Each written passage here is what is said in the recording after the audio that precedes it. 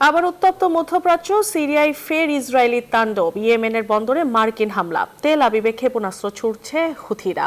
দামেস্কের হুঁশিয়ারি সত্ত্বেও সিরিয়ায় ফের বিমান হামলা চালিয়েছে ইসরায়েল। গাজাতে অব্যাহত রয়েছে দখলদার বাহিনীর তাণ্ডব। সেই সঙ্গে উপত্যকাটি দেখা দিয়েছে তীব্র খাদ্য সংকট।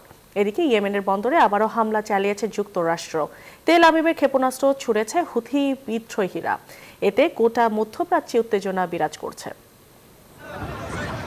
শুধু বোমা বা গোলার আঘাতে নয়, গাজাবাসীকে অনাহারে মারছে বর্বর ইসরায়েল। হামাসের উপরে চাপ সৃষ্টিতে গত 2 মাস ধরে গাজায় সব রকমের ত্রাণ সাহায্য ঢোকা বন্ধ করে দিয়েছে দখলদার বাহিনী। এতে ভয়াবহ খাদ্য সংকটে পড়েছে উপত্যকাটি।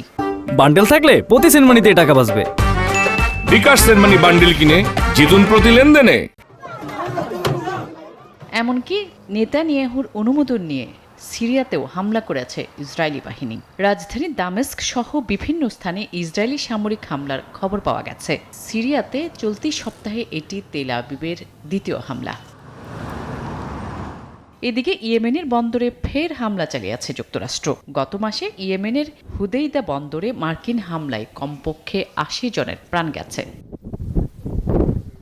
অন্যদিকে ইসরায়েলের হাইফা বন্দরের কাছে একটি বিমান ঘাঁটিতে হাইপারসনিক ব্যালিস্টিক ক্ষেপণাস্ত্র নিক্ষেপ করেছে হুথি বিদ্রোহীরা। গাজায় গণহত্যার প্রতিশোধ হিসেবে এই হামলা বলে জানায় ইয়েমেনের সশস্ত্র এই গোষ্ঠীটি। এতে গোটা মধ্যপ্রাচ্যেই এখন উত্তেজনা বিরাজ করছে।